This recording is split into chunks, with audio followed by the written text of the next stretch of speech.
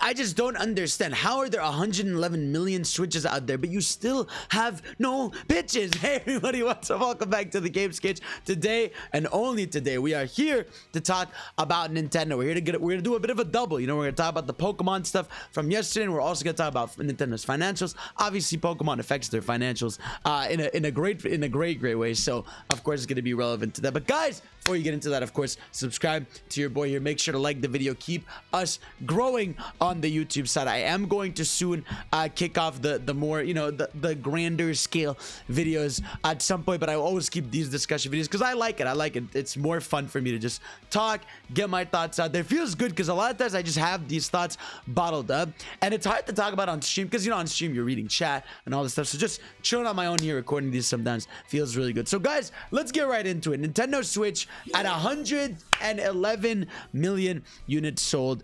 worldwide. So 3.4 million units from last quarter, decline from last year's 4.5 due to the semiconductor shortages. Demand remains still stable in all region. Forecast still at 21 million units till the end of this year. But guys, man, like, I want you to understand this for a second, right? 111 million units in 5 years is fucking crazy. Like, that is one of the biggest hardware numbers of all time. Think about this, right? Switch is 5 years old, 111 million units. PS4 is 9 years old and at 117 million. Like, the fact that the Switch is going to pass the PS4 sales number in 5 years as opposed to the 9 it took PlayStation to get where it is for PS4 is insane, man. Xbox, obviously, they don't release numbers, but we assume, shit, I don't know, Xbox One was maybe around 40 to 50 million units. They never released numbers. And obviously PS5 right now at about 21 million. It is a little slower than it was in the PS4 era, but I think here's the big reason. I think that, one, obviously you have the chip shortages. Two, I think PlayStation was also lucky that that was an era where Nintendo and Xbox were fumbling, so way more people were buying PlayStations. Whereas now, you know, Xbox is doing really well with Game Pass. Nintendo's obviously killing it with the Switch because they have a bit more competition. They're not so crazy like the only console people really want. Because, man, I'll tell you, even as a Nintendo person, like the Wii U at the time was not being used until new games came out. PlayStation 4 was all the rage. But yeah, so 111 million units for the Switch, doing crazy numbers. We also have some stats. I don't want to go over all the stats, the nerdy stats, but some things worth noting here that we should talk about is their new software. So first of all, Nintendo Switch Sports sold 4.8 million copies. Man, God, bro, people, like especially casual people, love these Nintendo staples, like the fitness stuff, the sports stuff, and all that stuff. Like, these just, they sell 4.8 million. That this game came out like April, you know, and that's a shit ton of units for a game like this. Not like, barely has even any content. It's bowling, it's soccer, it's volleyball, the little hit game of the boat, and what is it? Did I say tennis? One of those, yeah, tennis. But hey, man, people like the classic. It's a fun game. It's a polished game. It's just not really much to do in it, but they do add costumes to it all the time. We know in the fall it's going to be getting a golf update, which, cool, I guess. Very excited. I'm not very excited for golf. What am I saying? Yeah, no, it is what it is. But yeah, and then a big one, Mario Strikers, 1.9 million units. Now, why is this a big deal? Let me tell you something. That is one of the biggest launches for a Mario sports title ever. It's already outsold Mario Strikers 1 and 2, not combined but separately, because Mario Strikers 1 sold about 1.2 million copies. Mario Strikers 2 is about 1.7. So, and that's lifetime. This is counting, by the way, sales up to June 31st, I believe. So yeah, Mario Strikers selling near 2 million copies in less than 2 weeks is kind of insane, and it reminds you once again that the internet is a bubble. You know, people online complaining, saying they're not gonna buy it, blah blah blah, this, that. Well, I mean, there's a lot of people that do it, and obviously criticism is warranted. I've talked like at length here about how I want the online to be better because the gameplay itself is so good, but I just need that online to be a little more improved. Let me play in lobbies, for the love of God, please.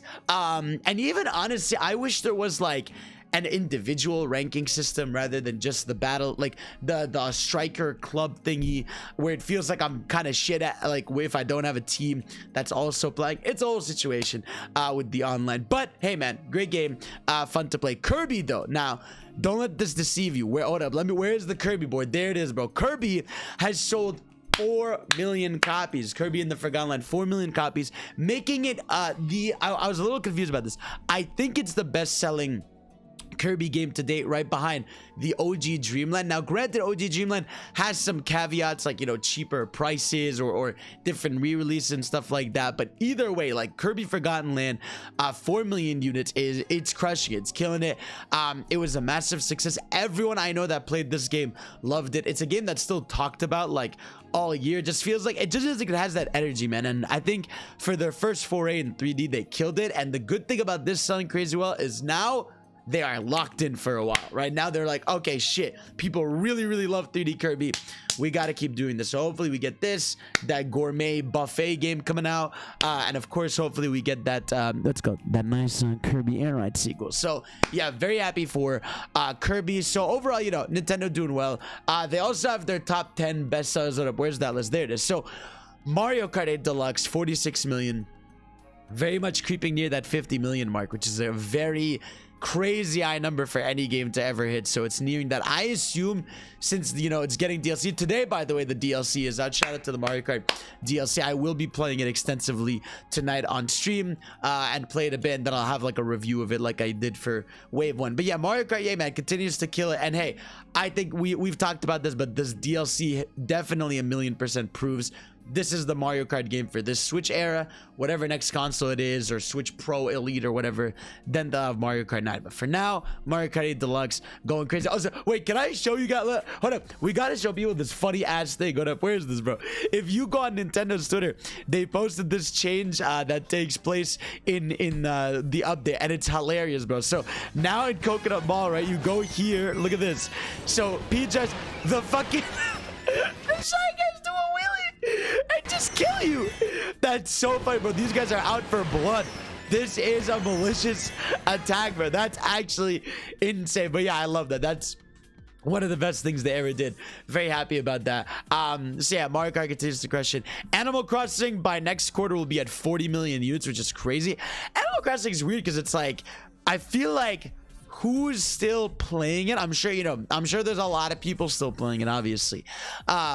But yeah, like, I feel like it's gonna hit 40 million very soon, and they're really happy for the people that are still playing that. Smash, 28 million, nearing its 30 million mark. Again, this trilogy right here is insane to me, that again, a Legend of Zelda game has outsold a mainline Pokemon and a mainline 3D Mario. That's still crazy to me, and I can't wait to see how Breath of the Wild 2 does. But I'm really glad that Breath of the Wild is still like the centerpiece game to be like, hey, you bought a Switch, this is one of the games you got to get. So really cool. Super Mario Party, 18 million. Insane that this game is gonna get to 20.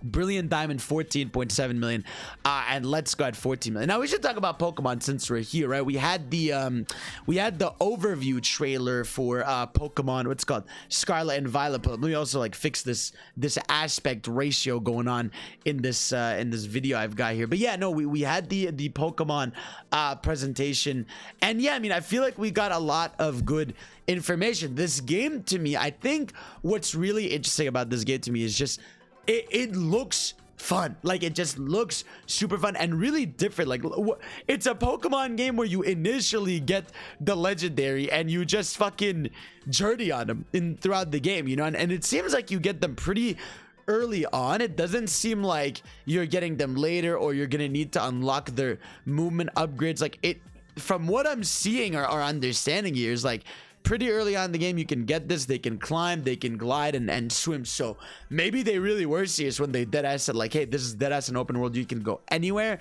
But yeah, I'm really excited. They also talked about yesterday how there's going to be 3 main story beats or things to do, right? There's a big treasure hunt that's around the world, which I guess that's the story mode, quote unquote.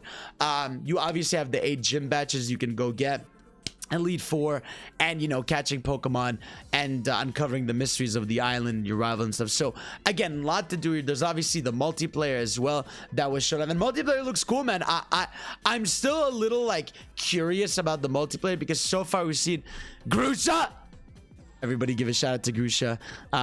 Grusha made us go through it. Remember, he is the homie. Do not be fooled. All right, do not be fooled. Grusha is the homie. A good looking homie, but is the homie for sure.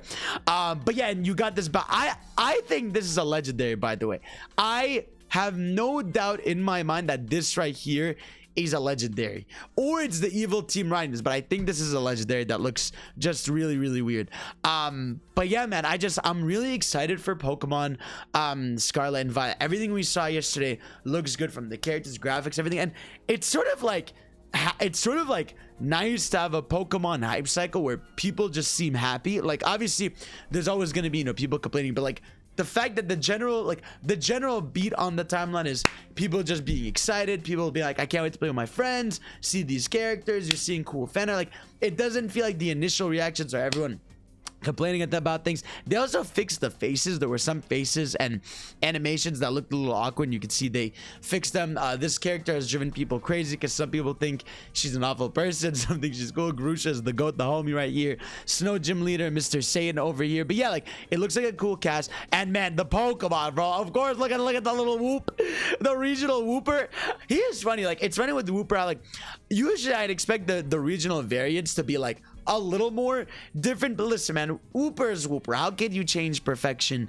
I like how this is like a cross skull now because he's a poison type, which I think is really dope. There's his Paldean form. I also like how his render is just the same one, but instead of us like his face being like, he's like, it's just a funny guy, bro. And of course you got the homie Fido. Look at him. Look at Fido, man. He's just good. You know what I love about this game too is it looks like Pokemons have more like regular animations throughout the world. It just feels like they're so much more silly, like with their movements and how they're going about the environments and how they're chilling. Like, it feels like there's just a lot more of them. I hate this thing, whatever the fuck this thing is, Titan. I don't like it. I know some people do. Shout out to you. I'm sure it's great, but I don't like it. And of course, starters are dope. We love to see them. Is there anything else that's important? The multiplayer again. So the multiplayer is weird, right? We sort of have like two sides of the multiplayer. Okay, on one end, it's cool. You can run around this world, ride with your friends, catch Pokemon. I love that. I can't wait to do that for content and streams and all that. But my question is, and I hope this is the case, but I doubt this is the case, is I hope that that they tried their best to find the way, all right, to let you progress through the story in someone's world. I have a feeling that's not going to be the case, but it would be really cool if like you guys being in the same world wasn't affecting where you were in the story. Like, I hope you can come to my world, but you could still do the gym leaders you have to do or stuff you have to do in the world. Because like, I feel like, I don't know, like something weird about if you have to sit down and focus on your story. Like, if you can't progress in your game because in your friend's world. Now, granted, you're getting Pokemon, you're leveling up, you're doing stuff together, you can get pretty overpowered early in the game.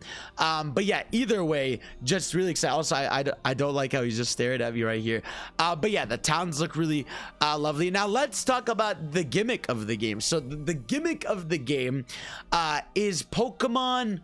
Now let me get this right. Terastallizing is that the word? They turn to crystals, right? They turn to crystals, and from what I understand is they gain this type. Let me listen to this because I know this woman explained it. All Pokemon in the Paldea region are able to terastallize, which can provide a boost to a Pokemon's type and make its move stronger. Okay, interesting. Okay. Some Pokemon will change type when they terastallize. Right. So okay, got you. There's that. So you'll change type. Seems to depend on that Pokemon's Terra type. What does that mean? What is it? Does every Pokemon have a Terra type? For example, an Eevee would typically remain normal type after terastallizing. I appreciate the giant crystal on it. But there could be Eevee that become grass or water type after terastallizing. Right. Okay. So it's like, I guess it's based on stuff like their nature or stuff they're into. Okay, that's cool. But yeah, no, like terastallizing, I feel like, listen, man, at the end of the day, the gimmick is always a cool visual thing for casuals. Like even me, like for me, the gimmick is just, how does this Pokemon look cool? Because I'm not competitive, you know, I'm playing these battles just to play the battle, have fun, you know. But I've heard people, you know, that play more competitive Pokemon that this is definitely a bit more of a better way to handle it than, because Dynamax felt over the top, but felt sort of like nothing, because it felt like you couldn't do it wherever you wanted. You felt you were limited to the stadiums or the raid battles. Here, any Pokemon can sort of get this, and you could like really use it to your advantage for battles and stuff like that. So I'm really excited to see. I also love that animation. Like I said, animation's everything on top of the game. Give me that Gardevoir on site right now. We love to see it. But yeah, no, I think overall, man, the Paldeon region looks really nice, and I'm very curious to see what else they got first. We also don't know the evil team yet, so there's still a lot of stuff we still want to know, but for the most part, I'm hyped for this game, and I'm very excited to see what's going on. So either way, it's very good. Pokemon is doing well for Nintendo. And of course, Ring Fit Adventure at 14.5 million, just crushing it, killing the game as always. But yeah, man, I think, listen, this game's gonna sell like crazy this fall. We also, you know, knowing Nintendo, there's probably a game or two we don't know about. I mean, look, we have Splatoon coming, we have Bayonetta coming this fall, we have Mario plus Rabbids, we just had Xenoblade, which is fantastic, it is selling really well. But I really so badly want to know what's another surprise or two Nintendo has. What console are they adding to Nintendo Switch Online? What's going on? It's very interesting to think about. So guys, let me know what you guys think. Are we getting bored this year from Nintendo? I think there's a few titles missing, and I'm very excited to see what they are. But let me know what you guys want. Let me know how you felt about Pokemon, how you feel about Nintendo in general. And yeah, I think Nintendo's biggest problem right now is just the content issue, where there's certain titles, like their sports titles or their games, where like there's just something missing in it. But for the most part, they're killing it software. I can't wait for Bayonetta 3. Xenoblade 3 is fantastic. We're living a good time on Mario Bros. Rabbids is gonna be lit. Next year is gonna be crazy, and I just want to see what's going on. So guys, thank y'all for watching. You're the best. I'll see you all next time. Peace.